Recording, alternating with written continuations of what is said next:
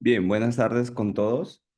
Soy el doctor Jorge Luis Minchola Vega, médico ginecólogo del Hospital Nacional 2 de Mayo, siguiendo con las clases programadas del sílabus. El día de hoy vamos a tocar el tema del embarazo múltiple. A ver, puntero. Sí. El embarazo múltiple, ¿no? En esta oportunidad vamos a hablar sobre la definición, la epidemiología, los mecanismos de gestación múltiple. En especial vamos a ahondar el tema sobre los embarazos gemelares.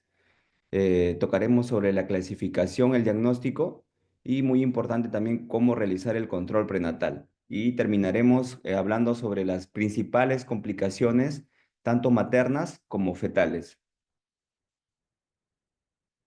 Bien, entonces el embarazo múltiple viene a ser el desarrollo simultáneo en el útero de dos o más fetos. Cuando vemos que de forma intrauterina encontramos tres fetos o dos fetos, a eso lo vamos a llamar un embarazo gemelar. Cuando existen tres fetos intrauterino, se le va a denominar embarazo triple. Y por encima de estos, cuatro, cinco, etcétera, a esto le vamos a denominar como un embarazo múltiple de alto orden. Cuando nosotros hablemos de un embarazo bicigótico o disigótico, esto hace referencia a que el producto o se ha producido debido a una ovulación simultánea de dos ovocitos, que estos van a ser fecundados por distintos espermatozoides, ¿no? Lo cual entonces va a provenir de dos óvulos fecundados. Y hablamos de un embarazo monocigoto cuando un óvulo va a ser fecundado por un solo espermatozoide. Y esto se va a dividir en dos, ¿no? Entonces vamos a decir que los embarazos monocigotos van a provenir de un solo óvulo fecundado. También nosotros podemos tener en cuenta el número de placentas, ¿no? Si tiene una sola placenta, dos placentas, si es compartida, o si los sacos amnióticos son compartidos o no. Esto lo vamos a ahondar mucho más adelante cuando hablemos de la clasificación de los embarazos múltiples. Si pueden observar en la imagen superior izquierda, es una imagen ecográfica donde podemos ver tres fetos, ¿no? Numerados feto uno, feto 2, feto 3, dentro de la cavidad uterina. A esto se lo denominaría entonces un embarazo triple. Aquí podemos ver también que cada feto, en esta imagen ecográfica, tiene una placenta, ¿no? Cada feto comparte una placenta. Y también cada feto comparte un saco gestacional. Esto lo vamos a ver en mucho más a detalle más adelante, cómo clasificar y cómo diagnosticar de forma adecuada en estos casos.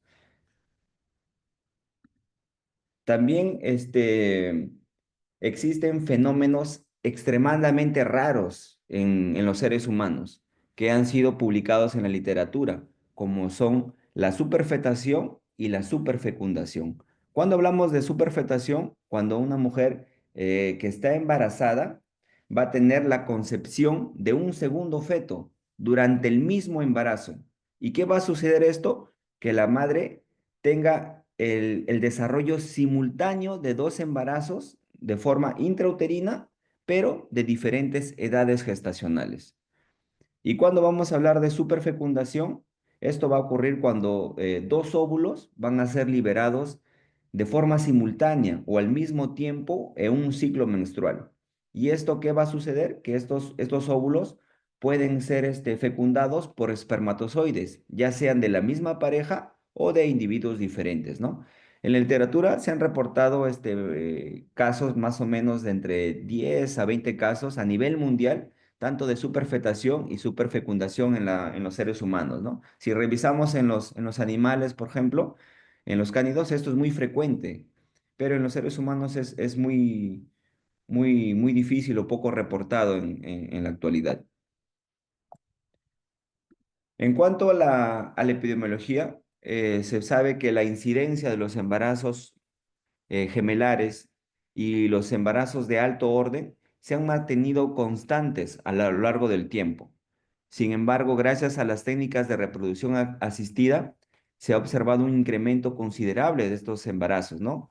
Como por ejemplo vemos acá en la tabla, en este cuadro, se reporta que los partos de embarazos gemelares, quiere decir de aquellos embarazos que tienen dos fetos, de forma natural se calcula entre el 1 al 1,5%, pero según las técnicas, gracias a las técnicas de reproducción asistida, como son la inseminación artificial o la fertilización in vitro, esta incidencia se ha incrementado a casi un 9,4%, ¿no?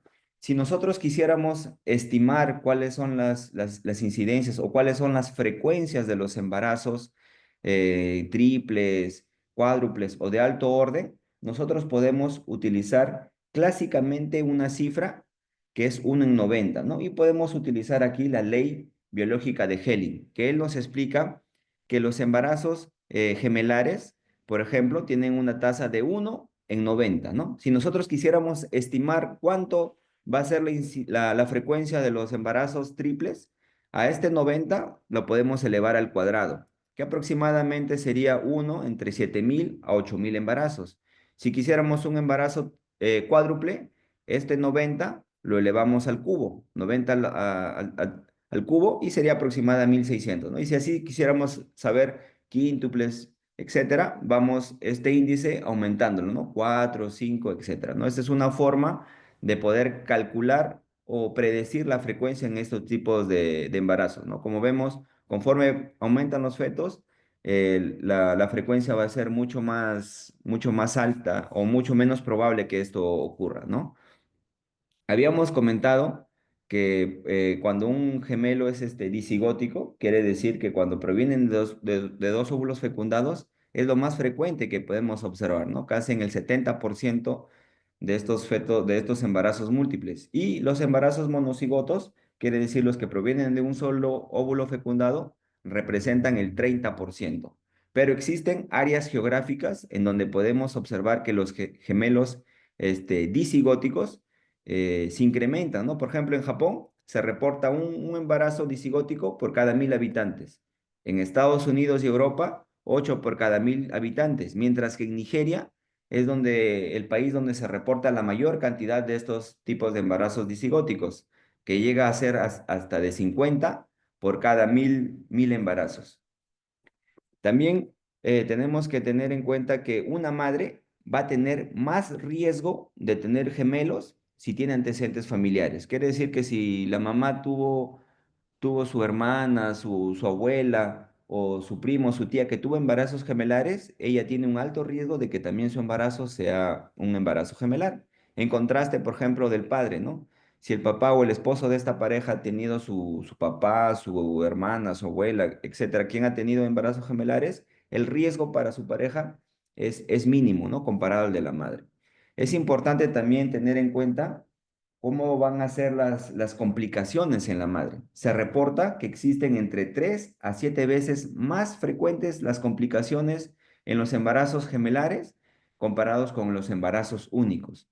Y además, la mortalidad perinatal está mucho más elevada dentro de los embarazos monocoriales, representando casi un 5% y un 2% para los bicoriales. Más adelante, cuando hablemos de la clasificación, vamos a comprender un poco mejor cómo vamos a detectar cuándo es un embarazo monocorial y cómo es un bicorial, ¿no? Sabiendo ya que los embarazos monocoriales tienen un alto riesgo de mortalidad perinatal. En forma general, debemos tener en cuenta que toda gestación gemelar debe ser considerada un embarazo de alto riesgo, ¿no? No podemos pasar desapercibida a este tipo de pacientes y hacerle un buen control prenatal y un seguimiento adecuado, que lo vamos a ir observando en las siguientes diapositivas. Una forma muy importante que hay que tener en cuenta son cómo se realizan los mecanismos de las gestaciones múltiples, ¿no? Este proceso va a depender de cuándo ocurre la división. Aquí es importante ver que cuando nosotros tenemos un cigoto y este cigoto se divide dentro de los primeros 4 días, va a originar a dos blastocistos. Cada blastocisto, acá tenemos en la figura, cada blastocisto va a originar a un embrioblasto. Y este embrioblasto va a contener su cavidad coriónica y su cavidad amniótica, ¿no? Acá vemos un blastocisto con su cavidad coriónica, el embrioblasto y su cavidad amniótica, ¿no? Acá tenemos el otro mismo. ¿Qué va a originar la cavidad coriónica? Nos va a originar la placenta. ¿Qué va a originar la cavidad amniótica? Nos va a originar el saco amniótico. Y el embrioblasto nos va a originar el embrión. Entonces, si en esta división ocurre dentro de los primeros 4 días y nos da dos blastocitos, ¿qué vamos a tener como producto? Dos fetos. Cada feto va a tener su propia placenta, como lo vemos acá en esta imagen, y cada feto va a tener también su propio saco gestacional. Quiere decir que este tipo de embarazo va a ser un embarazo bicoriónico, porque tiene dos placentas, y biamniótico, porque cada bebito tiene dos sacos gestacionales, ¿no? Hay una diferenciación que lo vamos a ahondar mucho más adelante, como cuando las placentas están separadas o las placentas están fusionadas, ¿no? Ya que nos puede confundir tal vez con un embarazo monocoriónico. Pero este punto lo voy a andar más adelante para no confundir esta parte. Entonces, si el cigoto, perdón, se divide entre los días 4 y 8, me va a originar un solo blastocito, como vemos acá en la imagen. Y este blastocito va a tener un corión compartido con dos embrioblastos. ¿Y cuál va a ser la característica de esos dos embrioblastos? Que cada embrioblasto va a tener su propio cavidad amniótica. Entonces, ¿qué me va a originar? Como dijimos que tiene solamente un corión, me va a originar solamente una placenta. Como tengo dos embrioblastos, me va a originar dos fetos. Y como cada embrioblasto tiene su cavidad amniótica, obviamente cada feto va a tener su propio saco gestacional. Entonces, cuando esta división ocurre entre los 4 y 8 días, ¿qué me va a originar? Un embarazo monocoriónico, porque tengo solamente una placenta, y bicoriónico o diamniótico, porque cada feto tiene su propio saco amniótico. Bien, siguiendo, si la división ocurre entre los días 8 y 12, nuevamente, ¿no? Vamos a tener que el cigoto se va a dividir en solo un blastocisto que me va a dar un corión compartido con dos embrioblastos. Pero ¿cuál va a ser la característica acá de estos embrioblastos? Que en esta etapa de 8 a 12 días, los amnios van a estar compartidos. Entonces, ¿qué me va a originar? Como yo solamente tengo un corio, me va a originar solamente una placenta. Como tengo dos embrioblastos, obviamente voy a tener dos fetos, y como el amnios están compartidos, yo solamente voy a tener una sola cavidad amniótica. Entonces, ¿qué me va a originar? Un embarazo monocoriónico, porque tengo solamente una placenta, monocorial, porque tengo solamente una cavidad amniótica. Y si la división ocurre por encima de los 13 días, aquí qué va a suceder, ¿no? Igualmente va a suceder una sola cavidad, una sola cavidad coriónica, dos embrioblastos, van a estar compartidos los sacos amnióticos, pero además estos embrioblastos van a estar unidos. ¿Y qué me van a originar? Bueno, lo mismo que el anterior, ¿no? Una sola cavidad coriónica me va a originar una sola placenta. Como el amnios está compartido, me va a originar una sola saco amniótico, pero como los embriolazos están unidos, me van a dar dos fetos fusionados, que pueden estar unidos por la cabeza, por el tórax, por el abdomen, por la espalda, por cualquier tipo, ¿no? A este tipo de embarazo se le va a denominar, entonces, como tengo una sola placenta, monocoriónico, una sola cavidad amniótica, monoamniótico, pero como los fetos están unidos, se le va a denominar gemelos unidos, o también conocidos como embarazos siameses, ¿no? Eso es importante entonces tener en cuenta en qué momento ocurre la división para que se produzcan estos mecanismos. Y como les dije, vamos a ahondar más adelante cómo vamos a diferenciar esto de acá. A simple vista parecen iguales, ¿no? Que tuviera acá una placenta y acá una placenta, pero aquí las placentas están fusionadas. Yo puedo diagnosticar y definir si esta es bicorial o monocorial, ¿no? Esto lo vamos a ahondar más adelante. Bien, entonces, al inicio habíamos hablado de una clasificación desde el punto de vista de la cigosidad, ¿no? De los números de cigotos. Dijimos que es monocigoto cuando proviene de un solo óvulo fecundado. Disigótico va a ser cuando viene de dos, tricigótico sería de tres, etcétera, ¿no? También hablamos sobre los tipos de concepciones, ¿no? Que vimos que es de forma espontánea, y a través de la tecnología, básicamente de la reproducción asistida, se han incrementado los casos de estos embarazos múltiples, ¿no? Pero otra forma de clasificarlo es a través de la corionicidad y la amnionicidad. Cuando hablamos de corionicidad, dijimos que es a través del número de placentas. Si tiene una placenta, monocorial. Si tiene dos, bicorial. Si tiene tres, tricorial.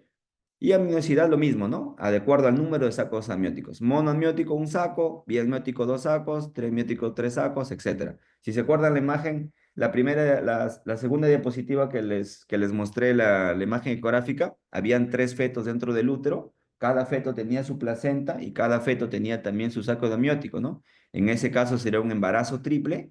Como tiene cada feto tres placentas, sería tricorial. Y como cada feto tiene tres amnios, sería triamniótico, ¿no? ¿Por qué es importante describir esto, no?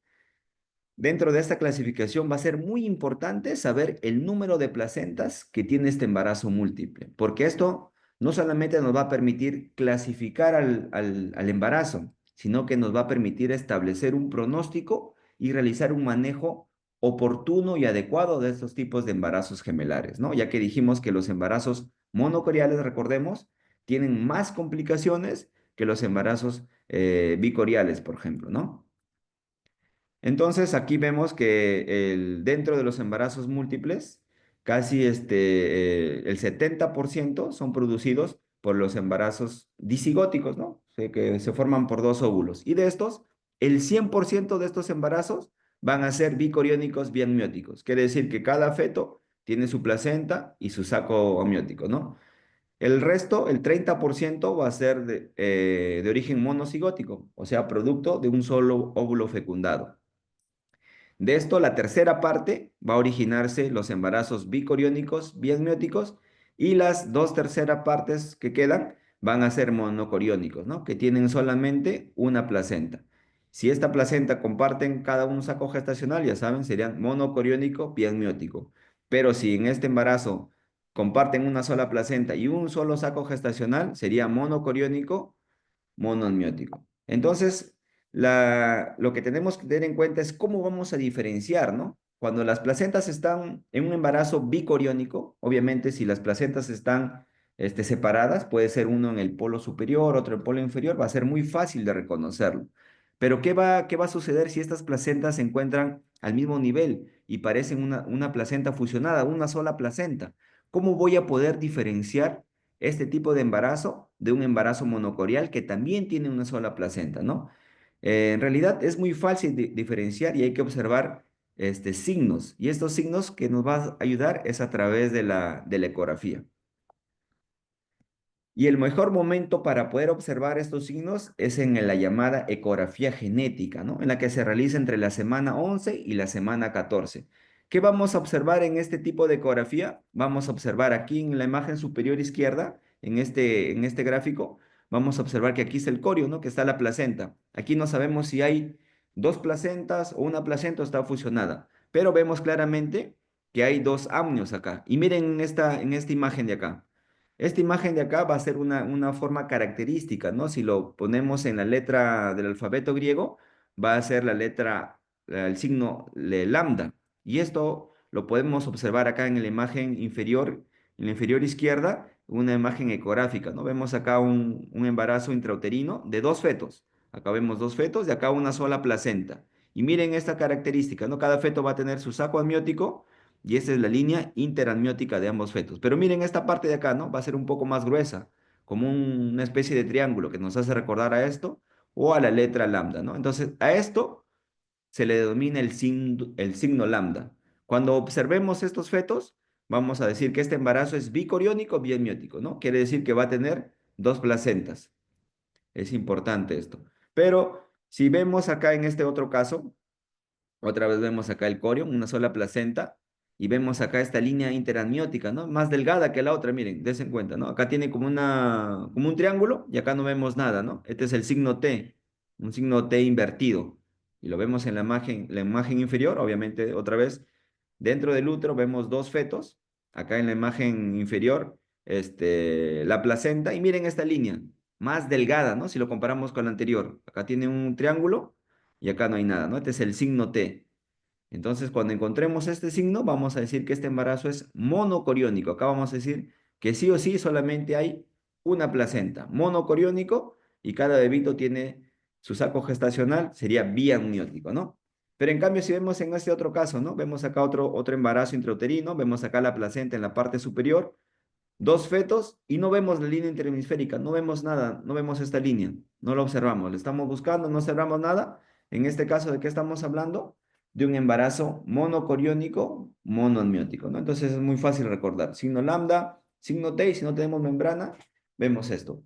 Y esto es muy importante, ¿no? Cuando se realice la ecografía, esta es una edad importante para la madre y para el médico para poder clasificar de forma adecuada al feto desde el punto de vista de la corionicidad y la amnionicidad, porque esto va a ser muy relevante, ¿no? No basta decir en la ecografía, por ejemplo, encontré dos fetos, tres fetos, cuatro fetos y ya se me acabó mi evaluación, ¿no? Tengo que ponerle nombre y apellido. Es un embarazo doble o un embarazo gemelar bicoriónico bienmiótico o monocoriónico bienmiótico o monocoriónico monoamniótico, ¿no? Como hemos visto acá en estos ejemplos. Es muy importante porque de esto va a depender el pronóstico fetal que lo vamos a observar más adelante, ¿no? Entonces, vemos acá, ¿no? Tengo embarazos bicoriónicos. Cada bebito va a tener finalmente cuando nacen su propia placenta. Acá vemos la placenta con su cordón umbilical y su saquito.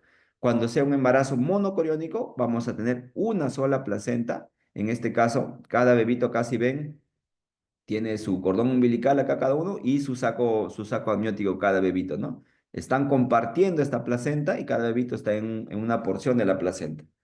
Y cuando hablamos de monocoriónico monoamiótico, también tenemos solamente una placenta y hay un solo saco gestacional que lo recubre, ¿no? Esto ya es un diagnóstico ya después del nacimiento, cuando nosotros examinemos las placentas, ¿no? Recuerdan a los que en los grupos cuando entendemos partos, siempre que sale ya se nace el nacimiento, estamos evaluando la placenta, ¿no? Cómo son las características, cuánto pesa, el tamaño, etcétera. Y también podemos observar acá en estos embarazos múltiples. Bien, entonces, una vez que hemos identificado qué tipo de embarazo es bicoriónico, monocoriónico, etcétera, nosotros tenemos que hacer un control muy estricto en estos casos, en especial en los embarazos monocoriónicos. En general, hemos dicho que la mejor ventana, la mejor oportunidad que tienen estos fetos para poder identificarlos y clasificarlos es entre la semana 11 y 14, ¿no? Que es la ecografía genética. Aquí vamos a detectar muy bien cómo está la corionicidad de estos embarazos. Entonces, si detectamos que es un embarazo monocoriónico, MC acá, quiere decir que tiene una sola placenta, el seguimiento va a ser muy estricto, pero desde el punto de vista ecográfico. Aquí tenemos que hacer sus controles cada 2 semanas a las 16, 18, 20, 22, etcétera, cada 2 semanas para ir buscando ciertas características ecográficas que me digan que el feto se está complicando, ¿no? Y yo poder actuar, tal vez hacer una terapia fetal intrauterina o hacer un manejo más estrecho. Pero si mientras, también eso podemos hacerlo en los embarazos triples o de alto orden, ¿no? También hacer un control cada 2 semanas, ecográficamente, menciono ecográficamente, hay que hacerlo siempre cada 2 semanas para poder identificar algunas complicaciones en los fetos, ¿no? Mientras que en los embarazos bicoriales podemos hacer los controles de rutina, ¿no? ¿Y cuándo vamos a culminar el embarazo? Si es que va todo bien, ¿no? O sea, ya sea monocorial o bicorial, triplo o de múltiple orden, si va todo bien, no hay tipo de complicaciones, los embarazos monocoriales generalmente se culminan a las 36 semanas de gestación. Los embarazos bicoriales se culminan a las 37 semanas y los embarazos triples de alto orden y monocoriales bicoriales se culminan a las 35 semanas de gestación, ¿no? Como se dan cuenta, generalmente los embarazos múltiples siempre van a ser prematuros, ¿no? En su mayoría, se van a culminar antes, siempre y cuando no tengan un tipo de complicación, ¿no? Porque si hay complicaciones, obviamente se culminan mucho más antes de tiempo. Estos embarazos se prefieren culminarlo de forma electiva, ¿no? O sea, programar la cesárea si fuera necesario, hacer maduración pulmonar, neuroprotección. Ojo, no todo embarazo múltiple es sinónimo de cesárea, ¿no? Tiene que cumplir ciertas características. Por ejemplo, si tenemos un embarazo doble y ambos fetos están cefálicos, de presentación cefálica, se puede intentar el trabajo de parto, no hay problema y puede dar parto por vía vaginal.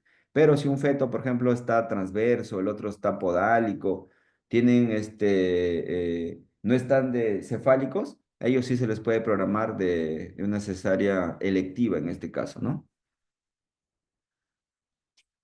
Todos embarazos múltiples van a tener complicaciones en la madre y esto se va a deber mayormente a los cambios fisiológicos que van a ocurrir en la madre, ¿no? Ya que tener dos productos van a incrementar la expansión del volumen plasmático, por ejemplo, originando en la madre en algunos casos edema pulmonar.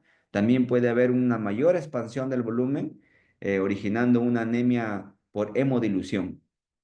Se ha reportado que las gestaciones múltiples van a presentar de forma más precoz y con mayor severidad los trastornos hipertensivos del embarazo, ¿no? Como la preeclampsia, eclampsia, el síndrome de Gel, comparado con los embarazos únicos. Y se ha observado que en los embarazos gemelares esto se presenta en el 10 al 20%.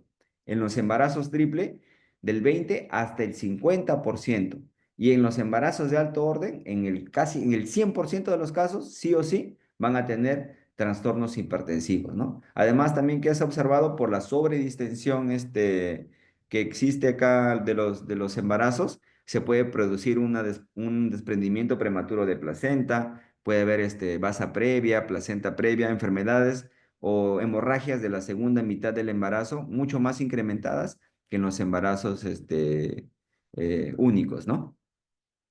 Y las complicaciones fetales, aquí donde tenemos que tener en cuenta si embarazo es bicorial o monocorial, ya que se ha observado que el mayor porcentaje de complicaciones en el feto van a ser en los embarazos monocoriales. ¿Y esto a qué se debe, no? A que, como vemos acá en esta representación gráfica, vamos a tener dos fetos y una sola placenta que va a estar compartida por cada feto, ¿no? De repente a algún fetito le tocó una porción más pequeñita, la otra más grande, o que lo más frecuente las complicaciones suceden porque estos comparten su vasculatura. Más adelante le voy a centrar una lámina para que se ejemplifique mejor esta idea. Mientras que los embarazos bicoriales, cada fetito va a tener su propia placenta y cada placenta va a tener su propia vasculatura, ¿no? Por eso va a tener menos riesgo de complicaciones, como por ejemplo serían en los monocoriales que podemos encontrar un síndrome de transfusión feto-fetal, una secuencia anemia policitemia, una secuencia perfusión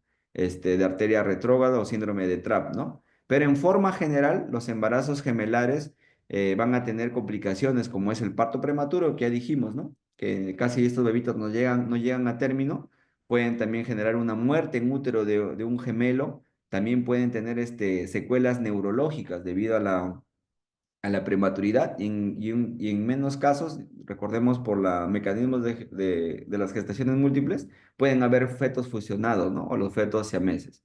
Como vemos acá en esta tabla inferior, comparamos, ¿no? Los embarazos únicos con los embarazos gemelares, tanto monocoriales y bicoriales. Y observamos que los monocoriales son los que tienen las mayor tasas de complicaciones, como por ejemplo, que un feto tenga alguna malformación 3%, ¿no? En contraste del 1% de los embarazos únicos o bicoriales. Que un feto se muera entre las 14 y 24 semanas tiene 10% más complicaciones estos embarazos monocoriales. Que tenga una mortalidad prenatal llega al 5%, un parto de entre el 24 y 32 semanas hasta un 19%, un retardo del crecimiento fetal un 30%, que se evite que de estos fetitos se muera uno, ¿no? Y el otro, la probabilidad de que se muera es otro 30%, miren.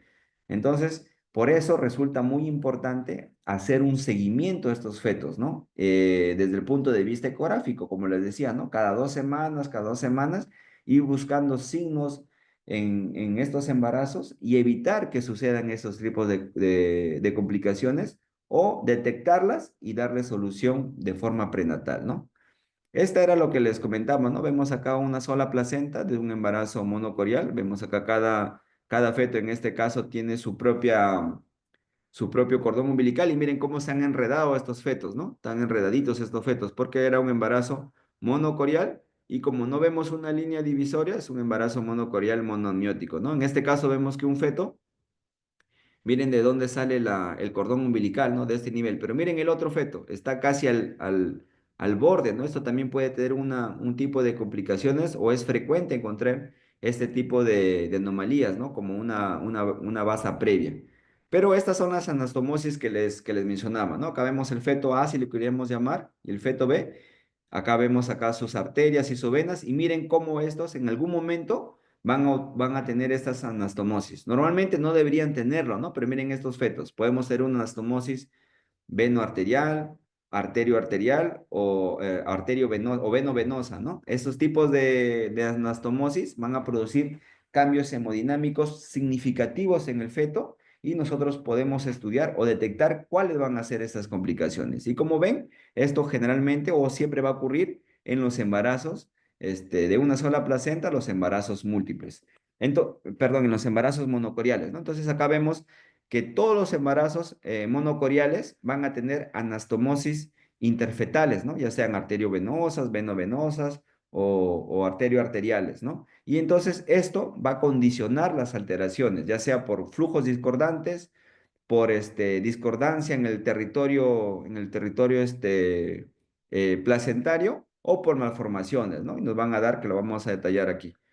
¿Cuándo vamos a hablar de un síndrome de transfusión feto-fetal? Cuando vamos a tener acá en este diagrama un feto, dos fetos intraútero y vamos a tener una sola placenta y miren, vamos a ver que estos flujos, estas anastomosis que tiene este tipo de embarazo, si lo queremos ampliar, lo vemos acá, lo vamos a tener en la superficie de la placenta. ¿Y qué van a originar esto? Van a originar grandes cambios de flujo. Vamos a ver acá, por ejemplo, un bebito se ve más pequeñito que el otro, ¿no? Este bebito va a ser denominado el gemelo donador, ¿no? ¿Qué va a originar? Que el flujo de este bebito va a ir al más grande, va a ir direccionado. Entonces, ¿qué va a originar esto? Que este feto no crezca de forma adecuada, ¿no? Este pequeñito porque le está donando acá sus nutrientes, la sangre. Y además, ¿qué podemos observar? Que el líquido amniótico empieza a reducirse, ¿no? Puede ser originar un oligohidramnios. Y acá este fetito incluso puede generar un polidramnios en este caso, ¿no? Este, este tipo de afección es potencialmente mortal porque si continuamos, si este bebito sigue continuando pasándolo todo el flujo sanguíneo a su otro hermano, al gemelo recipiente, ¿qué va a originar? Que en un momento este se pueda morir, ¿no? Se pueda evitar este feto. Entonces, ¿nosotros qué podemos hacer? Si lo identificamos ecográficamente, podemos hacer una intervención quirúrgica de forma prenatal a la madre, se le programa en sala de operaciones, entramos con un láser y cortamos esto de acá, ¿no? Lo podemos cortar y separamos las placentas para así evitar mayor ruido en el feto y poder salvar a los dos embriones, ¿no? Esto sí lo podemos hacer. Sí, en Perú se está haciendo este tipo de cirugías, de operaciones, sí lo están realizando y es posible hacerlo en nuestro medio, ¿no? Otra complicación de los embarazos monocoriales es la secuencia anemia policitemia, ¿no? Obviamente, otra vez, una sola placenta, un embarazo monocorial. Y aquí que vamos a observar que las anastomosis no están en la superficie como estaban en el anterior caso, ¿no? Sino van a ser estos vasos anastomósicos van a estar en la parte interna de la placenta, ¿no? Y acá a un fetito le va a pasar sangre al otro.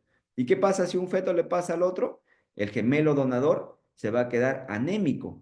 Y el otro feto, como le están pasando tanta sangre, se va a volver pletórico, ¿no? Se va a ver acá pletórico. Y también podemos identificar nosotros acá esto a través de la ecografía. Otra forma de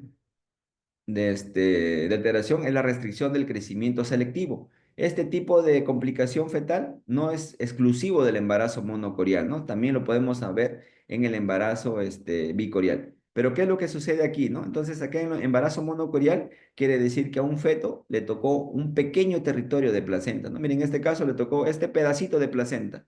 Digamos que sería la tercera parte de toda esta placenta, ¿no? Y a este feto le tocó las dos terceras partes de la placenta. Como tiene mayor territorio placentario, va a tener mejor nutrientes, mejor evolución y va a salir un feto normal. Pero esto que va a salir va a salir pequeñito, un RCU, ¿no? Un pequeñito, un retardo del crecimiento intrauterino. Pequeñito va a salir este fetito y también va a aumentar su líquido amniótico, ¿no? Y acá también podemos ver lo mismo en embarazo monocorial, ¿no? Que en este embarazo, este feto tiene una placenta normal desarrollada, pero en este caso tiene una placenta muy poco desarrollada. Es tan pequeñita la placenta que no la alimenta de forma adecuada, ¿no? También hablamos en este caso de un RCU selectivo, ¿no? Y el último que es la secuencia de perfusión arterial invertida o la secuencia TRAP. Este es un tipo ya muy infrecuente dentro de los embarazos monocoriales que casi se reporta en el 1%, ¿no? Aquí vamos a observar que un feto se ha desarrollado de forma normal, ¿no?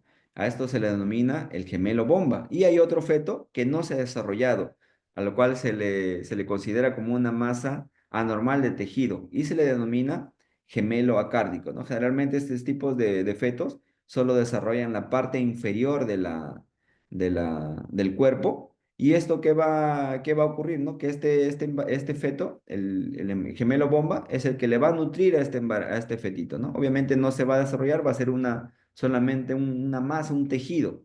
Y nosotros va a llegar un momento en que también le va a pasar tanta sangre y se puede complicar este feto sano, ¿no? Entonces, ¿cómo podemos evitar esto?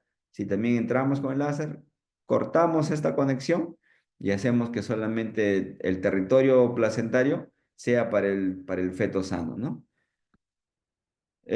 Acá es un resumen de las complicaciones que tenemos y cómo es útil y importante hacer la ecografía, ¿no? Como les recalco, no solamente basta decir que hay dos fetos, ¿no? Que es un embarazo doble, sino hay que poner el apellido.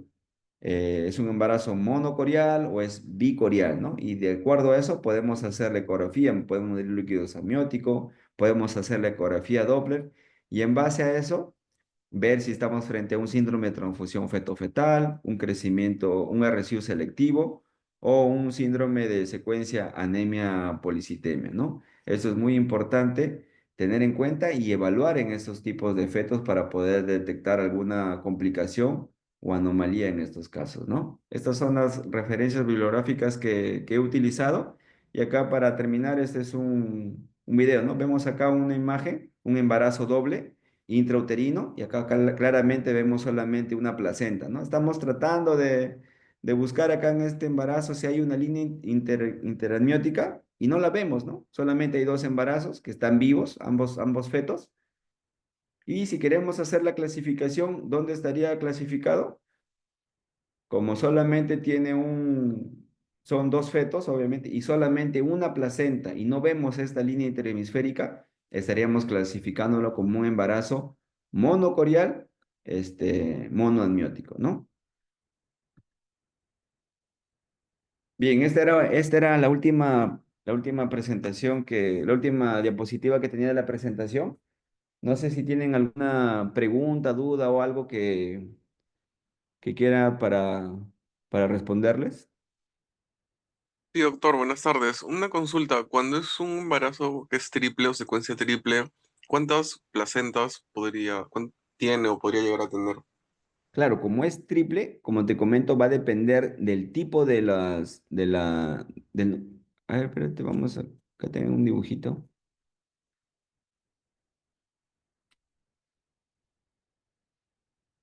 Aquí, por ejemplo, en esta imagen, sí se observa, ¿no? En la imagen superior izquierda, esta es una imagen ecográfica que claramente vemos tres fetos, ¿no? Uno, dos y tres.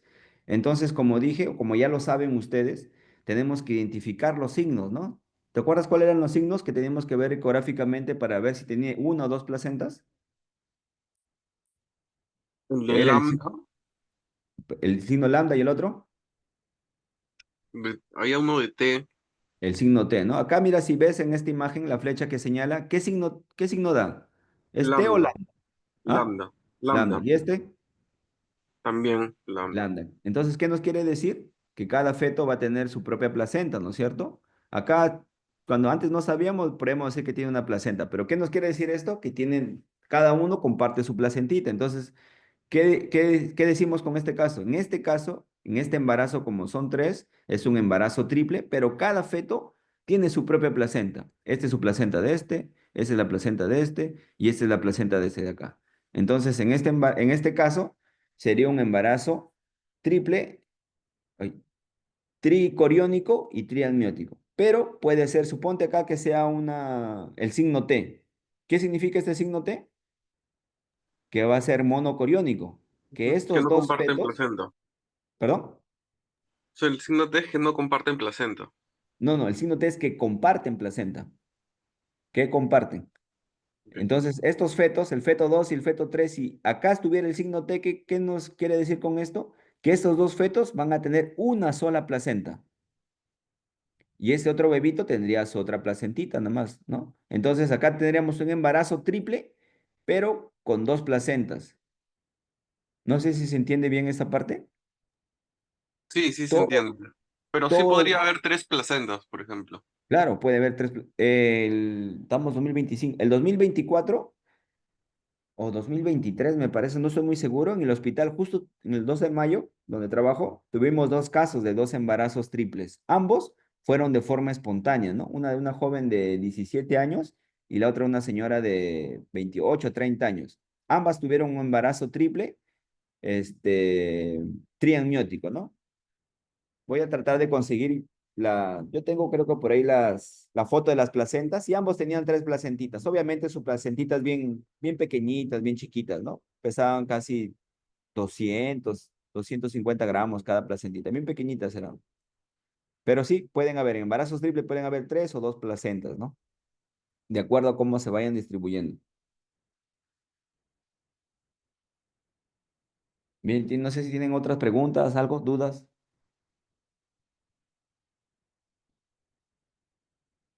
Doctor, buenas tardes. Y una consulta. ¿Qué tal? Sí, Para determinar el caso de si un feto está en anemia o no, según lo que mencionó en la secuencia anemia-policitemia, ya. eh, ¿qué estudio se debe realizar o se puede determinar, ¿no? En ese caso Ya, de... muy bien, Winnie. Miren, nosotros para poder detectar la anemia de forma intrauterina, antiguamente teníamos que hacer procedimientos invasivos, ¿no? No sé si ustedes ya habrán llevado la clase de inmunización. ¿Han llevado todavía? ¿De RH? Aún no, doctor. Todavía, Ya. doctor. Ya bueno, nosotros cuando queríamos detectar antiguamente si un feto estaba anémico, nosotros teníamos que hacer una prueba invasiva. A la mamá le teníamos que pinchar la barriguita y sacábamos el líquido amniótico y a través de la coloración de un colorímetro, podíamos identificar si el feto estaba con anemia, ¿no? Pero era muy invasivo. Pero gracias a un investigador que es Mari, es un investigador estadounidense, pudo detectar de forma prenatal y no invasiva los fetos que tenían anemia. ¿Cómo lo hacían? A través de la ecografía Doppler. ¿Qué medíamos en la ecografía Doppler? Los que me han visto por la unidad o cuando los que han rotado conmigo, hacemos la ecografía del cerebro en el fetito y vamos a medir la arteria cerebral media. Cuando medimos la arteria cerebral media con el Doppler, nos va a arrojar un valor que es la velocidad del pico sistólico. Y esa velocidad del pico sistólico está ya estudiado por cada edad gestacional y nos puede orientar o decir si este feto tiene anemia o no, ¿no? En este caso, lo que nos interesa es si el feto, o lo más relevante desde el punto de vista clínico, obviamente si el feto tiene una anemia severa, ¿no? Y para eso tenemos que, la máquina nos da eso, ¿no? Si nos arroja eso, lo ponemos en una calculadora o revisamos la tabla, vemos si este feto tiene una anemia severa a través de la velocidad del pico sistólico, acá como vemos acá, velocidad del pico sistólico del ACM, de la arteria cerebral media, podemos decir que ese feto está con anemia severa, ¿no? Entonces, obviamente, todo ser humano con anemia severa, si no se da el tratamiento, puede morirse, ¿no? Obviamente también los fetos. Entonces, ¿qué tenemos que hacer? Si ya tenemos ese diagnóstico de un feto con anemia severa a través de la arteria cerebral media, nosotros podemos hacer ya recién un procedimiento invasivo. ¿Y para qué? Para corroborar el diagnóstico y para dar tratamiento. ¿Y eso es posible? Sí, también lo hacemos acá en Perú, también lo hacemos en el Hospital 2 de Mayo. ¿Cómo se hace? A través de una aguja se coloca en la inserción, vemos obviamente guiado por ecografía, estamos hablando prenatalmente, un bebito de, no sé, 20, no, perdón, 24, 28 semanas, ¿no? Vemos a través de la ecografía y vemos la inserción placentaria, ¿no? Dónde está insertado la placenta y vamos a ver dónde se inserta el cordón umbilical.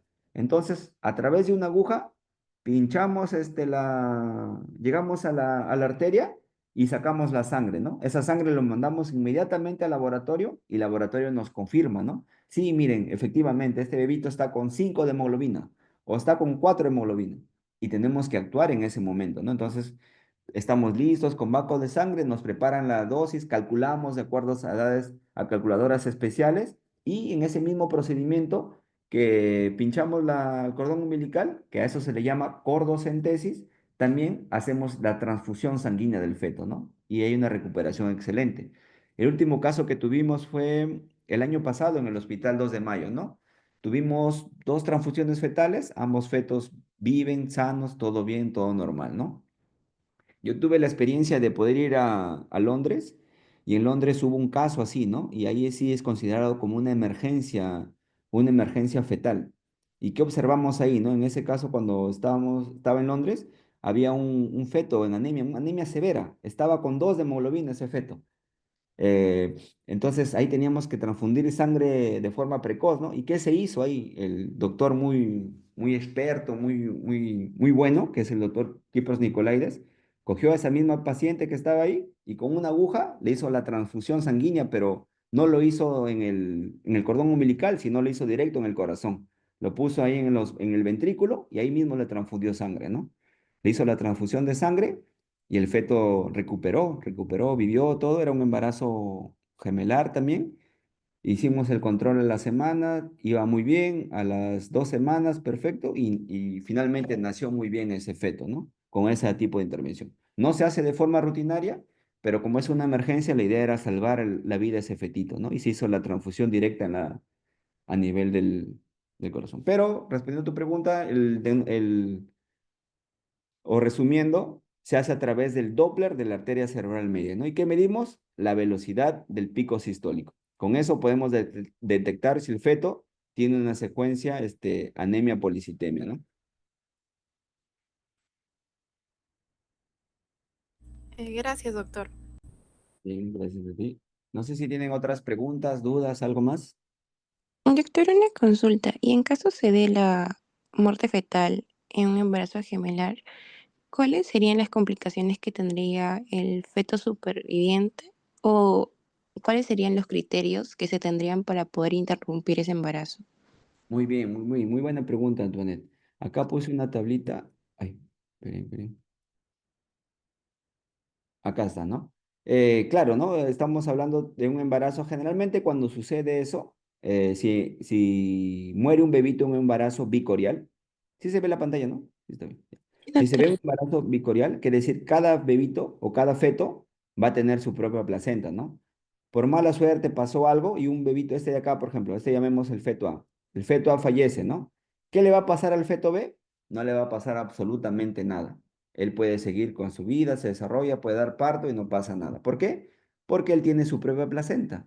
No comparte los vasos, ¿no? No comparte las arterias, no comparte las venas y este se desarrolla completamente normal y lamentablemente este no, pues no se ovita, se crena, todo eso y además no se desarrolla obviamente, ¿no? Y no pasa nada. Pero ¿qué sucede en el embarazo monocorial? Ahí sí es muy diferente la cosa, ¿no? Si tenemos un bebito acá lo mismo, muere el bebito A, entonces, ¿qué le pasa al bebito B? No es como en el anterior caso, sino que esto sí también puede tener repercusiones, porque como tiene la vasculatura compartida, se comparten esta placenta, le puede afectar. ¿Y qué le va a afectar? En el daño neurológico. Se ha observado que en estos fetos tienen hasta un 30% de daño neurológico.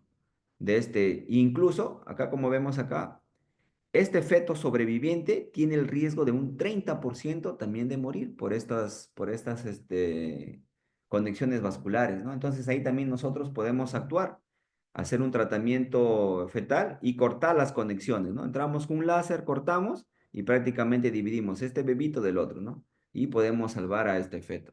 Entonces, en los embarazos monocoriales de un feto sobreviviente tiene riesgo de neurológicos y riesgo también de muerte fetal o de óbito, ¿no? Y eso es debido a a la vasculatura anormal o las conexiones que tienen. Gracias, doctor.